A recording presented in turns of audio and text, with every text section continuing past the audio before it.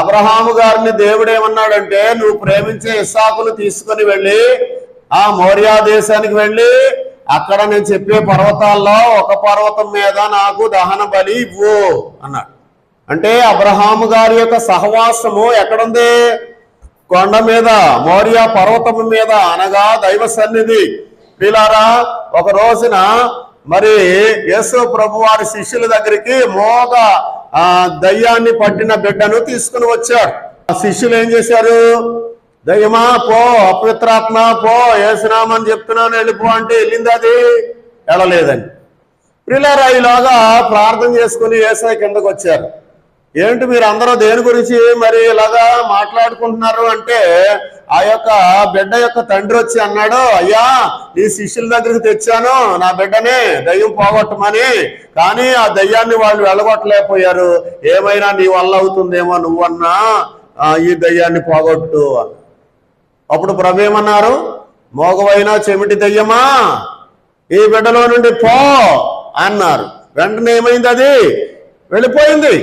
ఇంటికి వచ్చాక శిష్యులు అడిగారు, ప్రభా ఈ దయ్యము మా మాట ఎందుకు వినలేదు?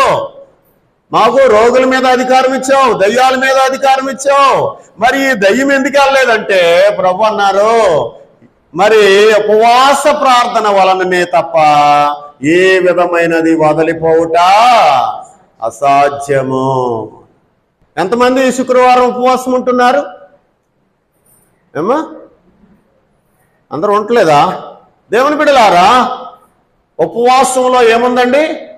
శక్తి ఉన్నది.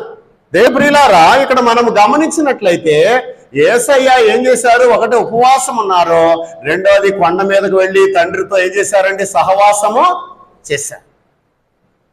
ఎత్తైన కొండ, ఆ కొండ మీద తండ్రితో ప్రత్యేకంగా ఏం చేశారండి? సహవాసము చేశారు.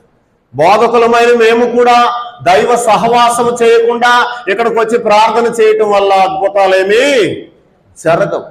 పక్షిరాజు ఎలాగైతే కొండ మీద గూడు కట్టుకుంటుందో దాని నివాసము ఏమండి? దాని యొక్క నివాసము కొండ మీద.